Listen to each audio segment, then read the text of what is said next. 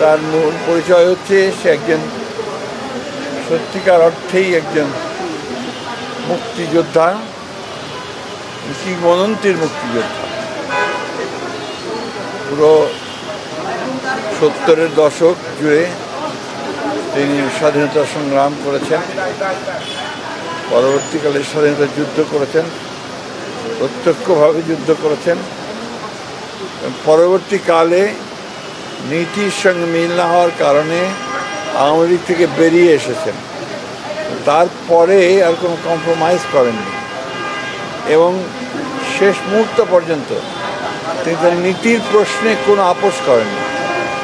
গণতন্ত্রে অটল বিশ্বাসী একজন মানুষ, বাংলাদেশের স্বাধীনতা সার্বভৌমত্বে বিশ্বাসী একজন রাজনৈতিক নেতা, যাকে সত্যিকার অর্থেই আমরা একজন বিশিষ্ট দেশপ্রেমিক রাজনৈতিক নেতাকে হারালাম।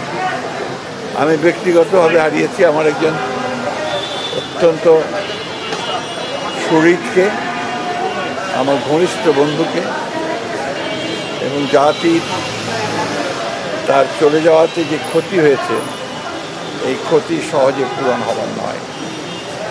এখন তো একটা রাজনীতিতে এই ধরনের মানুষের খুব বেশি প্রয়োজন ছিল।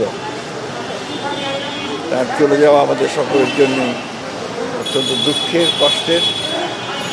তার আত্মার মাগফিরাত কামনা করছি।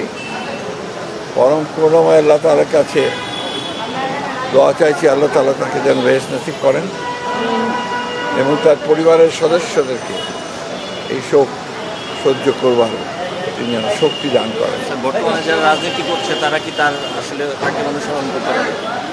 অনুসরণ করা উচিত।